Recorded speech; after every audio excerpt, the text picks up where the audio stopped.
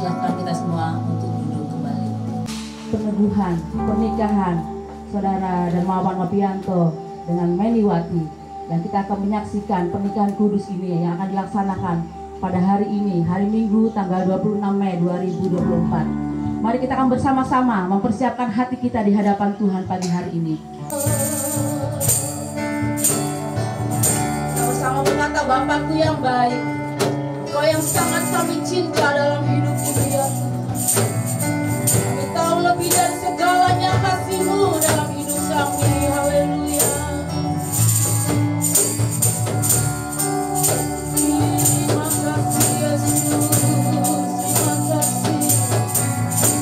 Kami serahkan.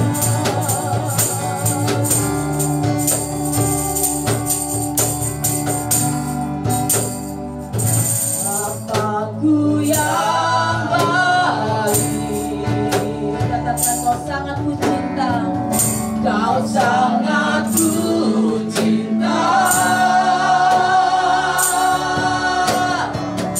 lebih dari segalanya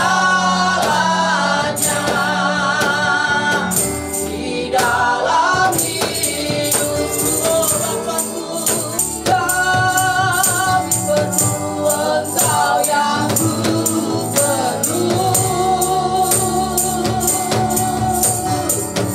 lebih dari segalanya kasih-Mu bagiku. Katakan Bapakku yang baik, Bapakku yang baik, Kau sangat ku cinta, lebih dari segalanya di dalam hidupku. Bapakku, Bapakku, Bapakku yang baik, Engkau yang kami perlu, Engkau yang ku perlu. Amin. Engkau yang kami perlu dalam hidup ini ya Tuhan. Terima kasih Yesus. Terima kasih. Kasih-Mu bagiku tak pernah berhenti, kasih setiamu, kasih-Mu selalu nyata dalam hidupku, tak pernah berhenti berharap padamu, Yesusku. Kau setia, tak pernah berhenti. Terima kasih Yesus Tuhan. Terima kasih Roh Kudus. Haleluya. Puji Tuhan. Ku tetap cinta, ku tetap cinta, walau badai datang menerpa, ku tetap cinta, ku tetap setia ya Tuhan. Amin.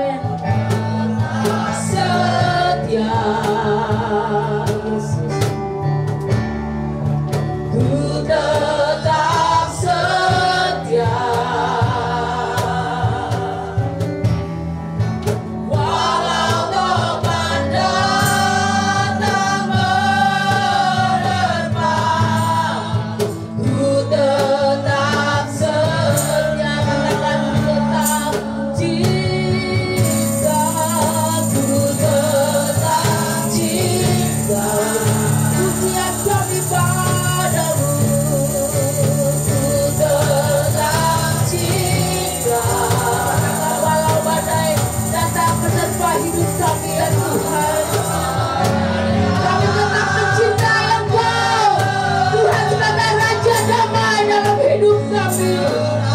Terima kasih Yesus Tuhan. Dan kami roh untuk setia kepadamu. Oh, kami tetap setia. Ku tetap setia.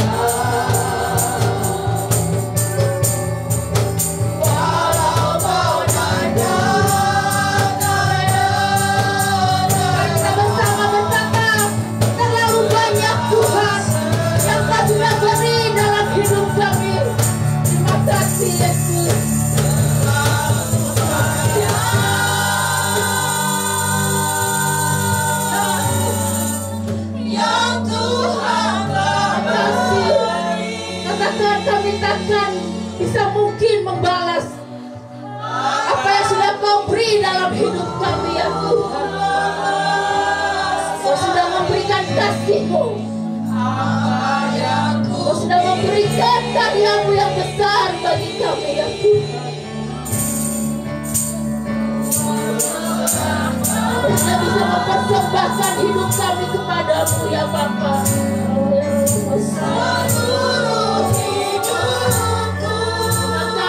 Yesus Tuhan, Kau sembah dalam hidup ini. Aku tetap cinta, aku tetap setia. Terima kasih Tuhan, aku sembah. Tetap cinta kepadamu ya Tuhan. Terima kasih. Yesus, kami puji Engkau dalam hidup.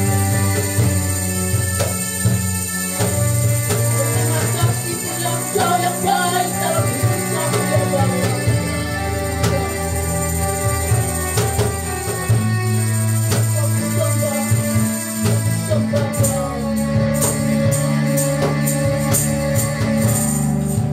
Ku tetap cinta.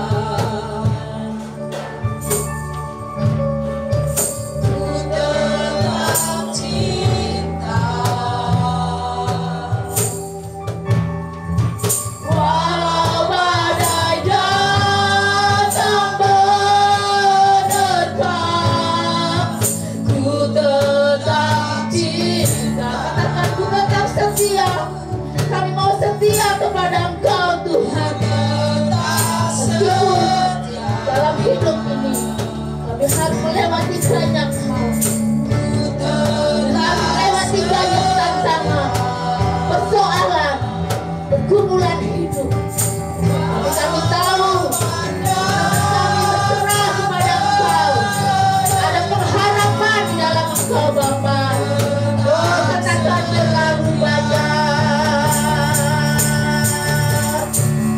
terlalu banyak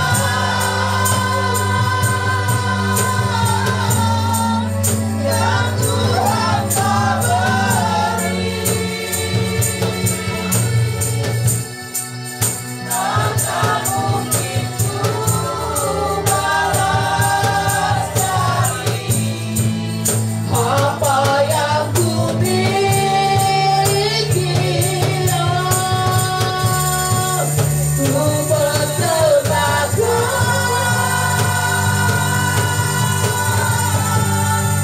seluruh hidupku.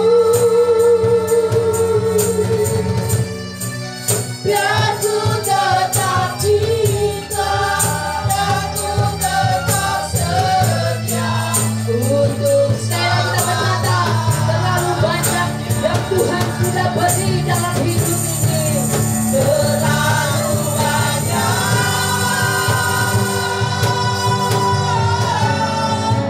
yang Tuhan tak beri. Tak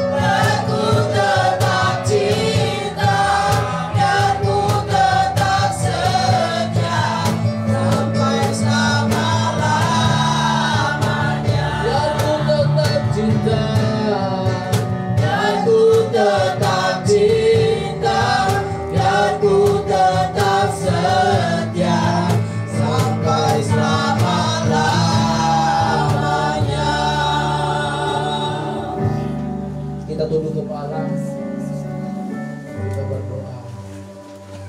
Pujian yang kami naikkan dari Sang Bapa di surga, biar itu ungkapan hati kami di hadapan. Meskipun banyak badai persoalan yang kami alami dalam hidup kami, dan kami tetap cinta Tuhan. Kami mengasihi Tuhan, sebab di dalam Engkau kami mengalami kemenangan. Tuhan memberkati kami semua yang hadir di tempat ini. Dalam ibadah minggu ini dirangkum menjadi suatu ada pernikahan dan pemberkatan pernikahan kudus ini.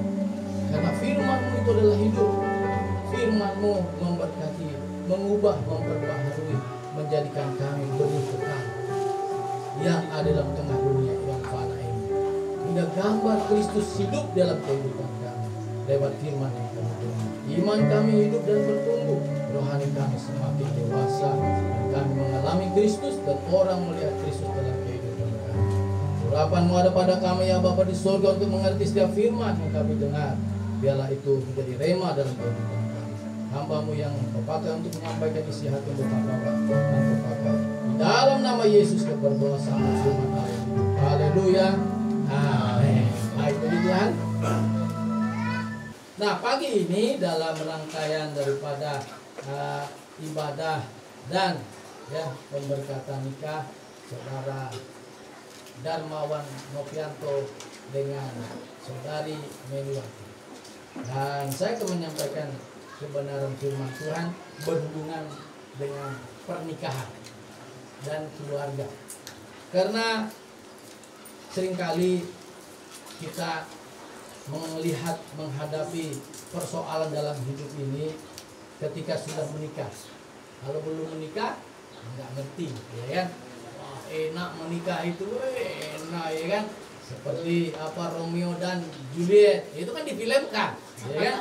Dibuat romantis benar, ya kan? Waduh, hingga orang pingin menikah seperti Romeo dan Juliet. Ya, ketika mereka masuk ke dalam bahtera itu, tiba-tiba udah ada kerikil di situ, ada jarum di situ, ada duri di situ. Wah, akhirnya, waduh, kalau begini, ya sampai kita pernah mendengar dikatakan, aku sudah habis jodoh karena sudah beda prinsip. Kenapa beda prinsip? Ya memang dari dulunya sudah beda prinsip, tapi karena prinsipnya masih Romeo dan Juliet, maka mereka tenggelamkan prinsip masing-masing. Nah, yang mereka pakainya adalah supaya orang lihat mereka bahagia, yang orang melihat mereka mesra, ya supaya dilihat orang, ya bukan supaya dilihat Tuhan. Akhirnya apa? Sembunyi seperti sekam di bawah jerami, ya. Udah panas di dalam, ya kan? Kelihatan di atasnya itu masih bagus-bagus, tapi di dalam udah panas, ya kan? Tinggal terpecik lagi langsung terbakar, memisahkan diri. Nah, lalu kita kalau melihat demikian, apa kata Alkitab? Ya, kata Alkitab.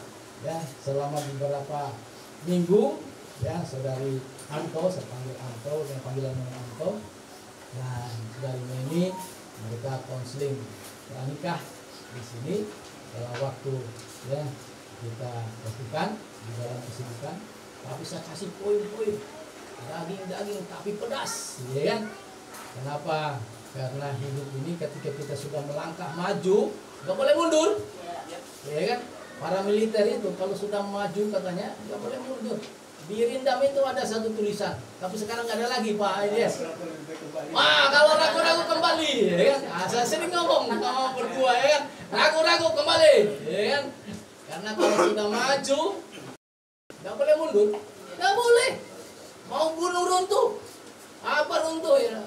Awan runtuh, hari hujan, kan? Nah, maka apa kata Alkitab? Kita akan lihat, kita buka sama-sama di dalam Matius pasal 24 ayat 37.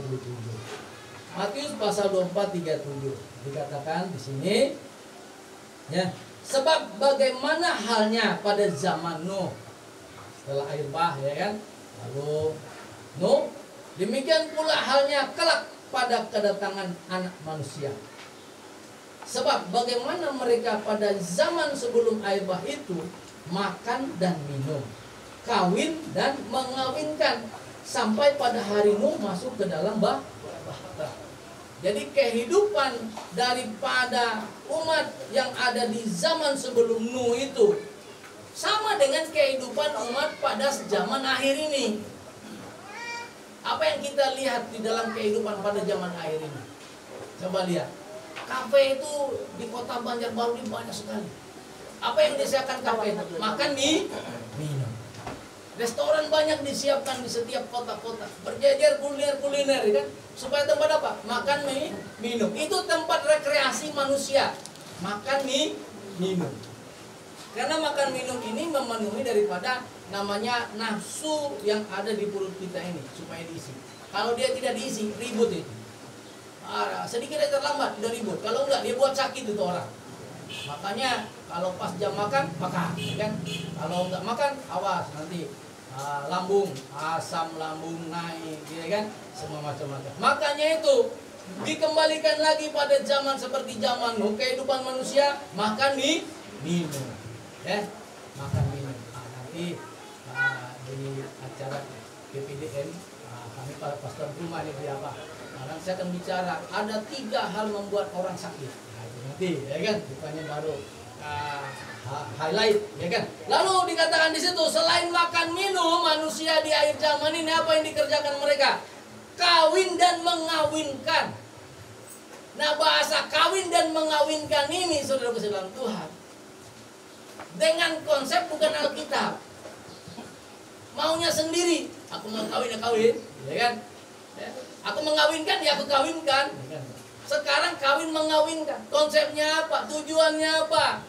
Apa yang harus dilakukan ketika menikah itu apa? Waduh, saya ngomong sama saudara dan saudari Anto dan Men.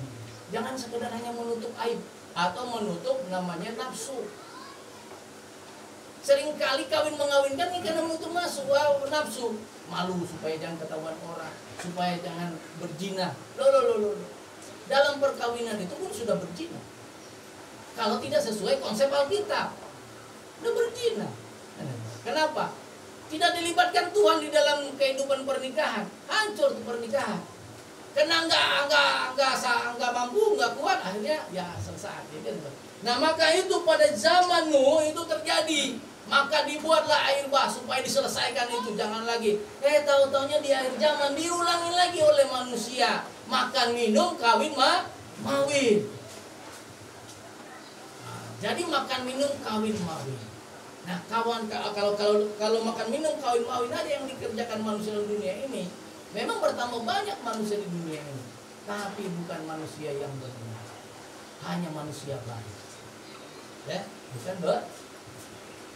Nah, lalu saya baca lagi. Lalu Lukas pasal 20 ayat 34. Jawab Yesus kepada mereka, orang-orang dunia ini kawin dan dikawinkan. Jadi di dalam dunia ini itulah kerjaan manusia, kawin dan mengawin. Nah, kalau demikian, ya, apa dasar pernikahan Kristen supaya tidak terjebak dalam kawin dan mengawin? Kalau pendeta itu ngomong pasti itu aja ayat.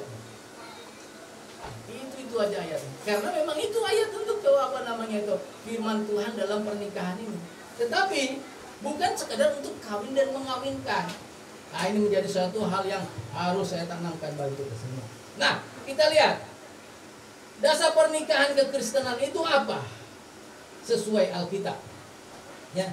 Yang pertama itu pernikahan itu atau dasar pernikahan atau perkawinan itu adalah melaksanakan mandat daripada Bapa di surga. Mandat dari Bapa di surga. Jadi itu adalah perintah Allah. Menikah itu perintah Allah. Mandat dari Bapa di surga. Kalau mandat berarti itu adalah lembaga ilahi yang Allah tempatkan di bumi ini, yang mana patronnya ada di surga. Teladannya ada di surga. Maka patron itu harus menjadi kehidupan orang yang menikah tinggal di bumi yang fana ini. Maka itu dikatakan, saya baca bagi kita semua, Kejadian 2 ayat 18. Tuhan Allah berfirman, tidak baik kalau manusia itu seorang diri saja. tidak baik manusia itu seorang diri saja. Aku akan menjadikan penolong baginya yang Kami rindu mengalami perjumpaan dengan Engkau lewat doa, lewat pujian, lewat penyembahan yang akan kami naikkan kepada Engkau dalam acara peneguhan pernikahan saudara kami Darmawan Nopianto dengan Meniwati. Kami menyerahkan acara ini ke dalam tangan-Mu yang berkuasa, karena kami tahu saat kami berserah penuh kepadamu, Engkau yang ambil alih acara ini dari awal, pertengahan sampai pada akhirnya. Biarlah semuanya boleh jadi hanya oleh kehendak-Mu saja Bapa. Biarlah Engkau menguasai semua ruangan yang ada di tempat ini dengan kuasa darah-Mu yang kudus. Terima kasih. Kami siap memuji Engkau pagi hari ini. Kami siap menyanyikan pujian sukacita kemenangan, tanda kami bersyukur bahwa Tuhan baik dalam hidup kami. Bahwasannya untuk selama-lamanya kasih setia-Mu. Kasih setia-Mu selalu baru bagi kami ya Tuhan. Haleluya. Terima kasih Yesus. Haleluya. sepadan dengan dia. Jadi ini artinya bahwa manusia itu memang harus berpasang-pasangan. Manusia itu harus berpasang-pasangan. Tidak baik. Kenapa tidak baik? Karena harus berpasang-pasangan. Nah, tentu pasang-pasangan ini laki-laki, perempuan, ya, bukan apa namanya itu siapa? Mince sama Mini. Bukan, ya kan? Harus laki-laki, perempuan. Tapi pertanyaannya, apakah juga bisa nggak menikah? Bisa. Bukan tidak boleh, tapi tidak baik. Kejadian pasal 1 ayat 28, setelah mereka dikatakan tidak baik manusia itu seorang diri, lalu berikutnya karena itu adalah mandat daripada Bapa di surga, institusi ilahi dari surga ditempatkan di dunia ini sebagai lembaga yang dipercayakan oleh Tuhan untuk mengadilkan Tuhan. Maka di dalam Kejadian 1 ayat 28 dia katakan begini, Allah memberkati mereka, lalu Allah berfirman kepada mereka, beranak cuculah dan bertambah banyak, penuhilah bumi dan takluklah itu, berkuasalah atas ikan-ikan di laut dan burung-burung di udara dan atas segala binatang yang merayap di bumi. Mereka setelah sudah menjadi orang yang sepadan, malu mereka diberkati oleh Allah. Nah, saudara kasih dalam Tuhan, diberkati oleh Allah ini adalah kata kunci di dalam pernikahan. Nah, kemarin waktu kami counseling, sharing, saya bilang menikah Kristen itu berat. Bukan seperti orang katakan, wah kita sudah menikah lah karena orang lain menikah kita menikah. Berat. Nah, dalam berat itu tapi diberkati. Amin. Diberkati. Kalau Tuhan sudah memberkati pernikahan itu adalah kunci pertama langkah kita bersama dengan Tuhan akan mengalami berkat-berkat dari Tuhan. Tetapi perjalanan hidupnya belum tentu bahagia secara manusia. Kenapa? Karena di sana dua beda menjadi satu, dua prinsip jadi satu, dua pengalaman jadi satu, dua filosofi hidup, ideologi hidup itu dibuat jadi satu, di blender mereka hingga menjadi satu, namanya jus. Padahal dalamnya itu ada buah banyak, ada ceri, ada melon, ada nangka, ada apa, ya kan? Dibuat jadi satu, ada susu di situ, ada gula di situ. Wah, akhirnya ketika dirasakan manis, enak. Itulah gabungan di dalam kehidupan pernikahan. Allah memberkati mereka. Lalu Allah berfirman kepada mereka, boleh berkembang setelah diberkati. Nah, itu yang pertama dari apa yang dikatakan dasar pernikahan Kristen. Di dalam Maleakhi pasal 2 ayat 15. Bukankah Allah yang esa menjadikan mereka daging dan roh? Dan apakah yang dikehendaki kesatuan itu atau pernikahan itu? Keturunan ilahi. Yang dikehendaki dari persatuan atau diberkati oleh Tuhan, keturunan ilah. Jadi jagalah dirimu, jangan engkau tidak setia. Jadi itu kata kuncinya. Yang kedua, ya, keturunan ilahi. Dan di dalam menjadikan keturunan ilahi ini, yaitu ada kesetiaan. Nah, kesetiaan ini yang paling berat di dalam pernikahan. Dikira gampang setia? Oh, ada di Alkitab diceritakan. Namanya Hosea. Hosea adalah seorang nabi. Tuhan bilang, kawinkan Hosea seorang Gomer. Kata Gomer itu adalah pelacur. Hosea kawin dengan Gomer. Habis menikah, belum, ya bulan madu belum. Gomer udah bulan madu sendiri. Setelah dia pulang, kehilangan. Dia cari mana mami, mana mami. Mami di rumah orang. Akhirnya dia ambil maminya gitu. Apakah dia marah-marah? Diintimidasi dong? Enggak. Dia tetap panggil sayang, mami. Jangan lagi ke situ mami. Hamil mami. Ya kan? Hamil. Dikasih nama Olohima. Anak pertama Oholiba. Anak pertama itu bukan anak Hosea. Bukan anak Hosea. Anak orang namanya Gomer kok. Setelah itu udah melahirkan. Pergi lagi. Setelah pergi, hamil lagi. Diterima sama Hosea. Lalu dikasih nama Lo-Hamil. Nah setelah itu udah melahirkan itu, pergi lagi sampai 3 anak. Tetap dia tidak marah sama istrinya. Itu adalah gambar kesetiaan. Bayangkan kalau ada orang yang mampu kesetia seperti itu, keren. Tapi apakah anak kita bisa mampu seperti itu? Belum tentu. Itu gambar kasih Allah yang harus diterapkan di dalam keluarga, entah istri entah suami. Jadi saudara kasih dalam Tuhan, nanti bukalah kitab Hosea pasal 1, pasal 2. Coba lihat di sini. Ya. Itu adalah gambaran. Maka itu saudara kasih dalam Tuhan, karena ketika sudah terbentuk lembaga pernikahan itu Allah ada beracara di sana, Allah berkarya di sana, Allah menyertai kehidupan rumah tangga ini. Nah, maka itu bukankah Allah yang Esa menjadikan mereka daging dan roh? Dan apakah yang dikehendaki kesatuan itu? Keturunan ilahi. Nah, 3 keturunan yang dilahirkan oleh Gomer itu semuanya Allah kasih nama tidak disukai Allah. Anak tidak disukai Allah. Ini jadi anak notos namanya. Anak tidak dikenal. Jadi bilang anak haram kalau sekarang. Nah, saudara kasih dalam Tuhan. Dasar pernikahan Kristen adalah melaksanakan mandat atau perintah Bapa di surga. Jadi kalau itu perintah Allah kita laksanakan, berarti kita melaksanakan apa yang menjadi patron kita itu Allah. Makanya pernikahan itu sangat-sangat berat ketika kita masuk di dalamnya. Harus dipikir panjang, pikir dewasa, pikir dalam, dan terus konsultasi dengan Tuhan Allah. Bagaimana untuk meletakkan daripada pernikahan ini. Yang kedua, ya, karena itu lembaga pernikahan adalah datangnya dari Allah.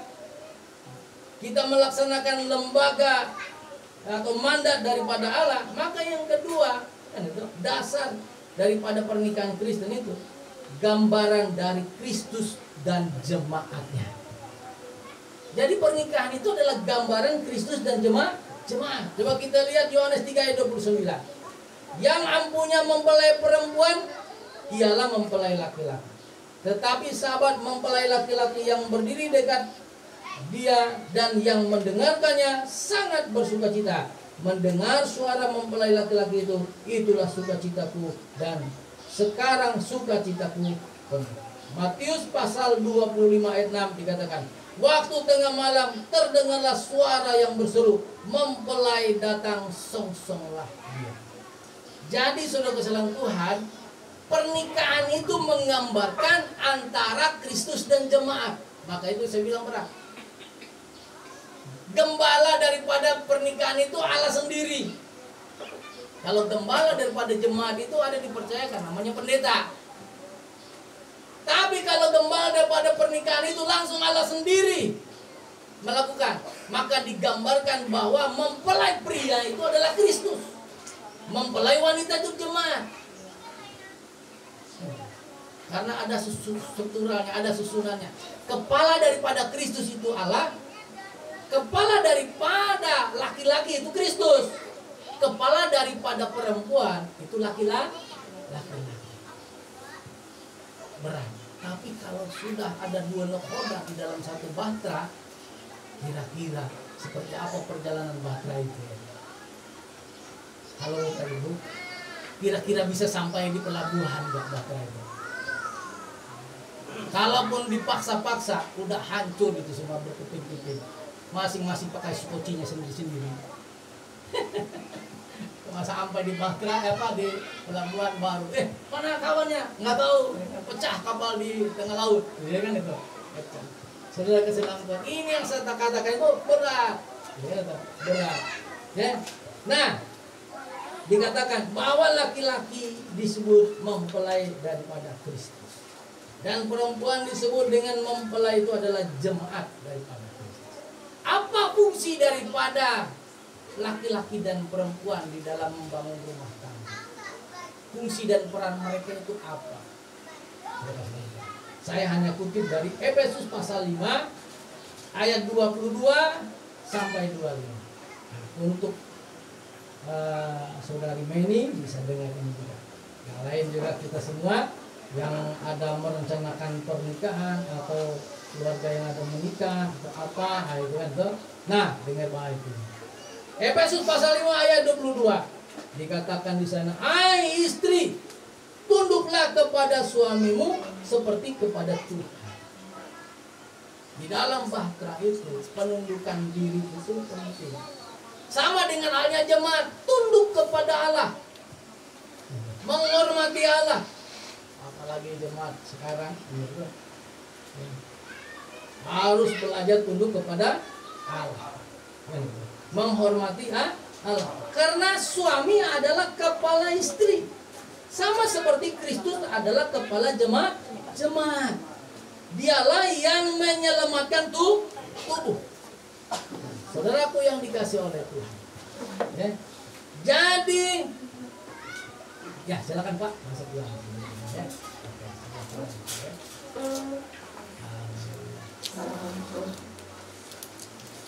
Baik. Nah, sudah kasih dalam Tuhan. Dikatakan di situ bahwa tunduklah kepada suami seperti kepada Tuhan. Karena suami adalah kepala istri, sama seperti Kristus adalah kepala jemaat. Sama aku sih tahu. Kalau suami itu jarang baca Alkitab, suami nggak pernah ke gereja, suami nggak tahu Tuhan, taunya bekerja melulu, dengan baik. Jadi berkati. Jadi berkati. Karena kepala istri itu suami. Berat diberkati juga. Tapi ada duit gak? Ada. Usaha bisa jalan. Orang gak bertuhan aja begitu. Orang gak bertuhan aja bisa jadi kaya raya triliunan. Nah di sini bukan bicara mengenai kesejahteraan hidup di dunia. Enggak. Hidup itu pasti kacau balau di dalamnya. Kalau suami kepala keluarga tidak seperti Kristus menjadi kepala jemaat, maka itu sangat berat menikah itu. Kenapa? Kita menjadi tiang pertanggungjawaban kita kepada Kristus yang adalah kepala daripada jemaat itu. Waduh, itu berat. Istri mengalami sesuatu, kepala dihantam duluan. Tubuh mengalami satu, kepala dihantam duluan. Berurusan nih kepala. Makanya itu kalau kepalanya itu sudah nggak bisa berbuat apa-apa, udah selesai. Cepat-cepat datang kepada rohaniawan. Ya, kenapa? Supaya dia tahu bagaimana diperbaiki kepalanya, kan? Sudah langsung diperbaiki, wah, tubuh itu langsung segar lah. Bayangkan kalau pusing kepala, rasa badan itu nggak enak sekali ya, nggak enak. Pusing kepala nggak bisa jalan apa, kerja nggak bisa, ya kan? Tapi kalau kepalanya segar, enak, kolesterolnya nggak ada, waduh, nggak pusing tekan darah tinggi, lancar pekerjaan, darah mengalir turun. Maka itu gambaran daripada hubungan istri dan suami. Dikatakan di situ, ya, dialah yang menyelamatkan tubuh. Siapa? Kepala menyelamatkan tubuh. Yang menyelamatkan istri itu adalah suami. Tapi ini ada yang suami belum percaya, istri yang percaya, ya istri harus menyelamatkan suami. Tapi ketika suami sudah diselamatkan, suami itu adalah penyelamat tubuh. Jemaat itu diselamatkan oleh kepala. Siapa kepala? Ya adalah Kristus. Itu bicara mengenai tubuh, yaitu istri sebagai bagian daripada suami. Nah, selanjutnya kita lihat tadi kepada istri. Apa yang dikerjakan oleh istri atau peran fungsinya terhadap kepala? Waduh, saya tunduk terus di sini. Bukan lagi tunduk begini terus, jangan jalan, masa jalan terus begini. Ya, ada dekat suami tunduk lagi gitu, enggak. Dekat, tunggu lagi. Aduh, enggak lah ya. Tunduk itu artinya menghargai, ya kan? Menghormati, ya. Posisikan dia sebagai kepala, ya kan? Haleluya. Lalu selanjutnya, coba kita lihat gambaran daripada Kristus dan jemaat tadi sebagai suami. Ayat 25. Ya. Hai suami, ya. Kepala ini. Hai kepala atau suami, kasihlah istrimu sebagaimana Kristus telah mengasihi jemaat dan telah menyerahkan dirinya baginya. Berat. Kesalahan istri ditanggung suami. Perlakuan istri ditanggung suami. Perbuatan apa yang dikerjakan istri yang tanggung suami?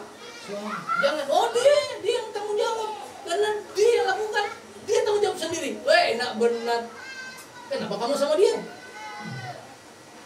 Itulah Kristus kepada jemaat. Tanggung jawab Kristus kepada jemaatnya itu biar mati di kayu salib. Amin. Jadi kita ini ditanggung jawabnya sama siapa?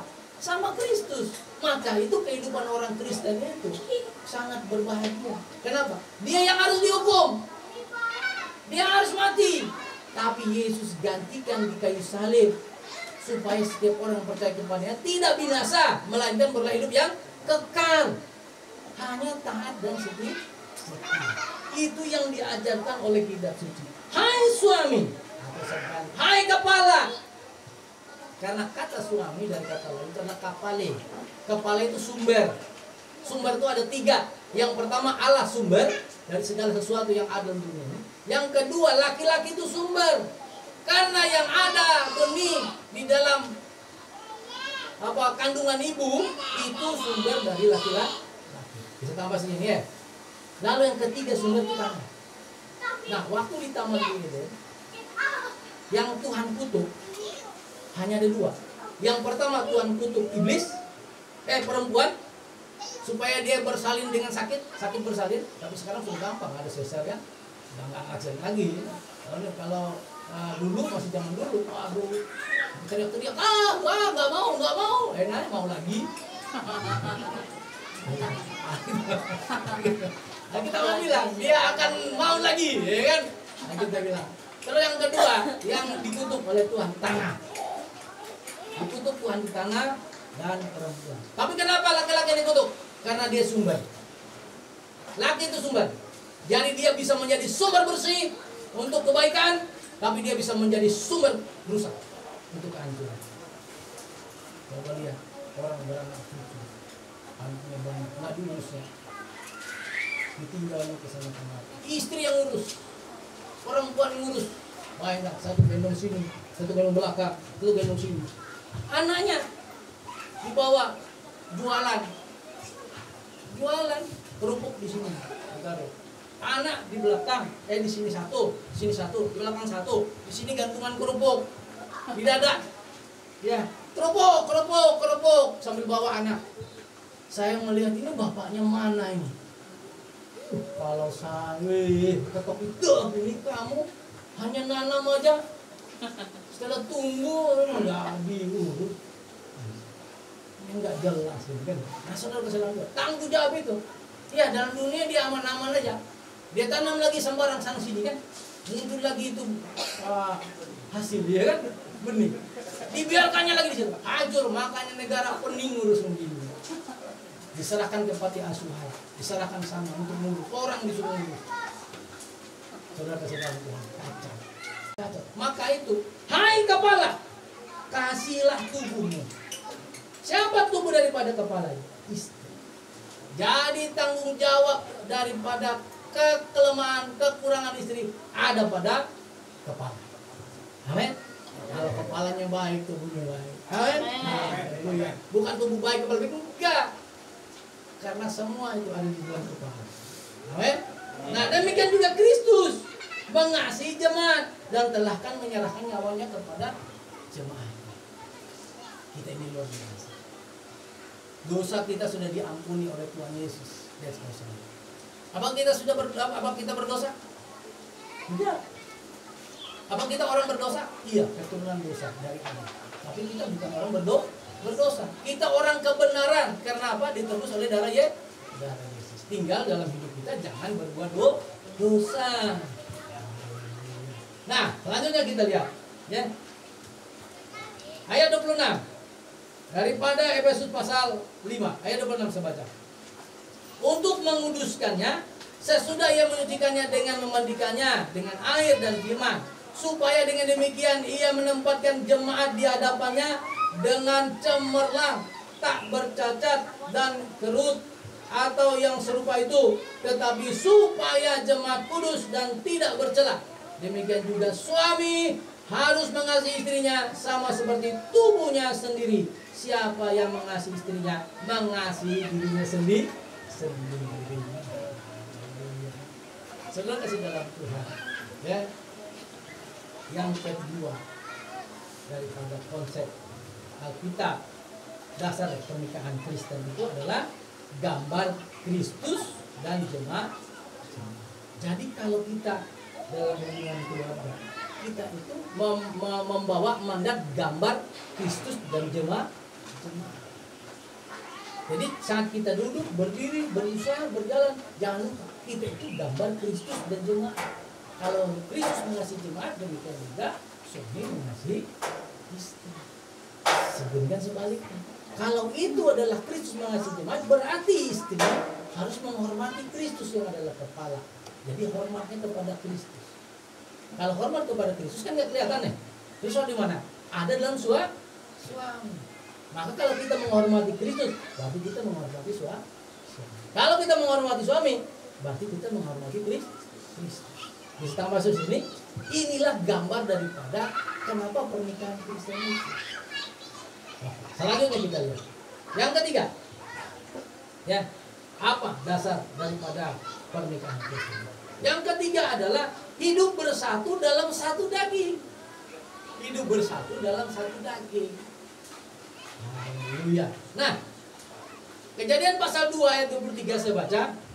Lalu berkatalah manusia itu, inilah dia tulang dari tulangku dan daging dari dagingku. Dia akan dinamai perempuan sebab dia diambil dari laki-laki. Sebab itu seorang laki-laki akan meninggalkan ayahnya dan ibunya dan bersatu dengan istrinya, sehingga keduanya menjadi satu daging.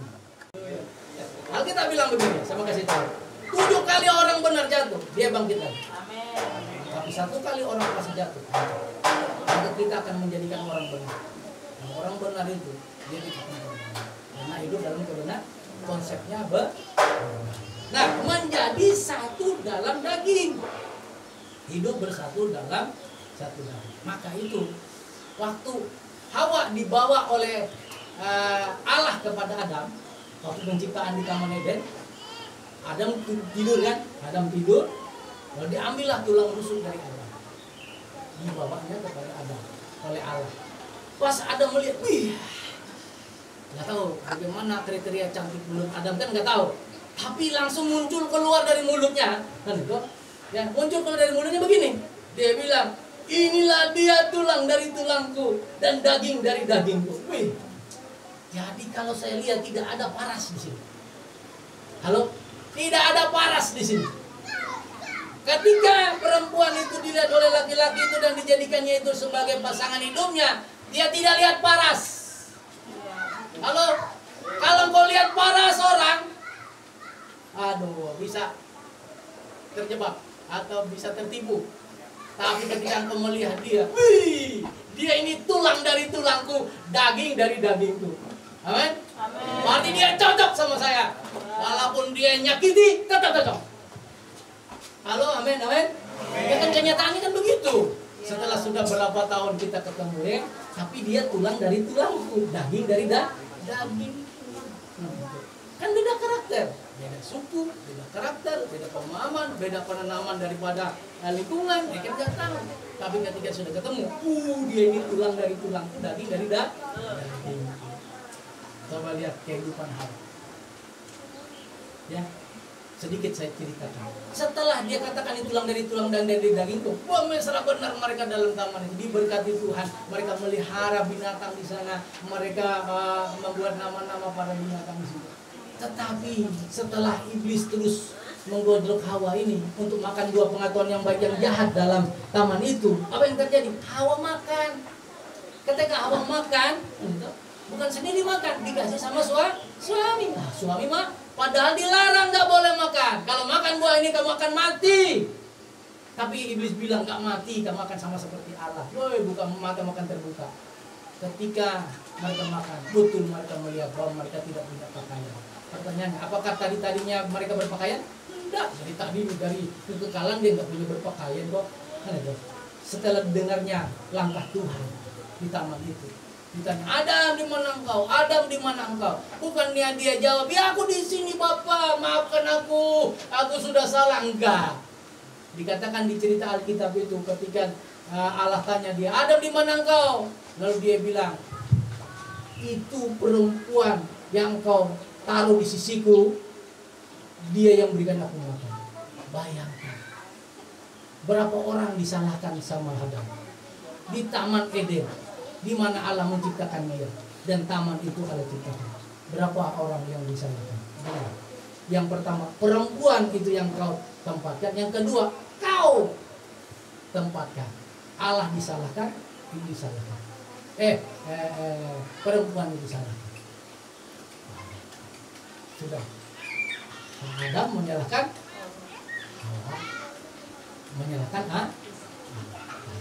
diciptakan oleh tangan Allah sendiri. Kita sudah turun beranak-pinak, lemah sekali. Pertama mendengar firman dan Allah aja sudah lemah begitu. Apalagi kita begini. Amin. Nah, setelah itu apa? Ketika Allah tanya kepada Hawa, apa yang kau berbuat ini? Dia bilang, iblis itu. Akhirnya nyala. Jadi jangan heran dalam rumah tangga itu kalau orang saling menyalahkan. Betul nggak? Di rumah tangga saling menyalahkan karena dirinya sudah kita suka saling menyalahkan. Nah sekarang kebenaran itu yang menguduskan kita, membenarkan supaya berubah, jangan saling menyalahkan. Amin. Itulah tujuan jadi satu daging. Kenapa satu daging? Karena Tuhan Yesus pernah berkata dalam Efesus pasal 5 31 ayat 32. Kan itu? Di dalam Matius 26 ayat 51. Matius 26 ayat 21 dikatakan, roh itu penurut, daging lemah. Kenapa mereka satu daging? Supaya mereka saling menguatkan. Siapa yang menguatkan istri? Ya suami. Siapa yang menguatkan suami? Ya istri. Masa suami dikuatkan istri orang lain? Kan aneh, kan? Wah, karena majelis aku bisa menguatkan suami orang lain. Atau suami enggak. Hanya istri yang menguatkan suami, suami menguatkan istri. Amin. Maka itu mereka satu daging. Daging itu lemah. Maka kalau daging lemah ini harus saling menguatkan. Sesama lemah jangan saling melemahkan. Amin. Haleluya, haleluya. Nah, maka itu hidup menjadi bersatu dalam satu daging. Oke, kita lihat. Ya, dalam Efesus pasal 5 tadi saya sampai sedikit aja. Nah, ayat itu bilang begini. Nih, saya baca ya. Efesus pasal 5 ayat 31. Sebab itu laki-laki akan meninggalkan ayahnya dan ibunya dan bersatu dengan istrinya sehingga keduanya itu menjadi satu daging. Lalu setelah itu ada kata rahasia ini besar. Rahasia ini besar. Tetapi yang kumaksudkan ialah hubungan Kristus dan jemaat. Bagaimanapun juga bagi kamu masing-masing berlaku. Jadi rahasia itu besar itu apa maksudnya? Yaitu kasihilah istrimu seperti dirimu sendiri dan istri hendaklah menghormati suami. Jadi rahasia bahagia di dalam kehidupan rumah tangga itu hanya ini konsepnya. Satu, apa? Kasih. Kasih, nggak ada lain. Jangan pakai buku-buku yang banyak yang ada metode itu ini, nggak ada lain. Ini buku tua ini aja. Ini isinya itu hanya kasih. Kasih. Jadi konsep di dalam keluarga itu satu daging itu tidak ada lain, hanya kasih. Orang kalau ada orang lemah, kalau dia punya kasih, dia akan kuatkan orang lemah. Orang lemah kalau punya kasih, dia akan jadi kuat untuk mengasihi orang. Amin. Ada kasih. Kalau konsep dalam kehidupan satu daging itu ada kasih, dengar baik. Hidup itu bahagia. Hidup bahagia. Maka itu jadi pernikahan Kristen itu berat, tapi diberkati. Kenapa? Konsepnya kan kasih. Oke, saya baca selanjutnya Maleakhi pasal 2 ayat 13. Dikatakan demikian. Inilah hal kedua yang kamu lakukan. Kamu menutupi mezbah Tuhan dengan air mata, tangisan, dan rintihan karena ia tidak lagi berkenan terhadap persembahanmu dan tidak berkenan menerima dari tanganmu. Berdoa, puasa, tapi kehidupan kasihnya nggak ada, mengasihi nggak ada, tapi doa, ke gereja, baca, tapi nggak ada kehidupan kasihnya dalam hidupnya, nggak bahagia. Karena bukan rutin keagamaan yang dilakukan, perilaku kehidupan patron kita dari Bapa di surga. Kasih, nah kasih itu berat. Maka itu saya baca lagi selanjutnya ayat 14. Kamu bertanya mengapa? Sebab Tuhan telah menjadi saksi antara engkau dan istri yang kepadanya engkau telah tidak setia. Padahal dia teman hidup dan istri berdasarkan perjanjian. Jadi istri itu teman hidup. Dia itu perjanjian. Perjanjian apa? Antara kita dengan Allah. Itu adalah perjanjian. Ayat 15 dikatakan, bukankah Allah yang Esa yang telah menjadikan mereka satu dalam tubuh dan jiwa, yang dikehendaki dari kesatuan itu keturunan ilahi. Generasi yang terbangun daripada kehidupan itu adalah orang-orang benar, orang-orang ilahi. Sebab itu jagalah dirimu, janganlah berlaku tidak setia. Janganlah berlaku tidak setia. Setia itu hanya diikat dengan kasih. Ya, kata daging di situ dikatakan total eksistensi manusia seutuhnya yang dapat dipersatukan. Makanya menjadi satu tubuh. Menjadi satu tubuh. Dari kata persetup, perintiman. Satu tubuh. Hanya kepada suami dan istrilah satu tubuh. Yang di luar itu tidak bisa. Maka orang yang satu tubuh itu harus dikuatkan dengan kasih supaya mereka diberkati. Terakhir, ya, konsep atau pengajaran pernikahan Kristen. Fokusnya, perhatiannya pada kasih. Fokusnya pernikahan itu pada kasih. Kalau orang punya konsep membangun kebahagiaan itu kepada materi, kepada mau pingin ini, pingin itu, gagal. Tapi kalau konsep membangun pernikahan itu pada kasih, ini adalah dasar orang dalam kehidupan Kristen pasti diberkati. Amin. Haleluya. Nah, saya akan bacakan apa itu varian daripada kasih ini yang dirasakan harus terjadi di dalam kehidupan orang percaya. Ya. Nah, coba lihat. Kalau kasih menjadi konsep atau menjadi fokus kita sebagai orang yang bangun dalam rumah tangga, khusus buat Anto dan ini adalah varian yang harus dirasakan di dalam orang membangun pernikahan. Yang pertama, dasarnya kasih. Kasih itu sabar. Suami sabar, istri sabar. Saya hair terus ini Pak. Bu, hair. Tahu hair? Ngulang lagi. Nggak lulus. Hair nggak apa-apa, hair aja nggak apa-apa. Sampai mati hair nggak apa-apa. Tapi kita terus sabar, ya kan? Terus sabar, ya kan? Habis itu murah hati. Murah hati ini nggak banyak hairnya. Dulu nggak. Murah hati. Murah hati itu nggak bisa lihat orang susah. Pasti tahu, bukan seperti orang yang kawan saya di sana di pulau yang lain, dia bilang susah melihat orang senang melihat orang susah. Itu kawan saya di pulau mana itu, lupa saya. Tapi saya sudah nggak tinggal sama dia lagi. Jadi murah hati, ya kan? Lalu selanjutnya apa? Kasih itu apa? Tidak cemburu. Terus apa lagi? Tidak memegahkan diri dan tidak sombong. Ini baru menikah, beli mobil, cincin. Sama ada sahabat kita ya, cari kan. Waduh, sombong ya kan. Kalau menyembah Tuhan ada cincinnya, wah supaya dilihat, haleluya, supaya dilihat ya kan. Wah. Ada ya.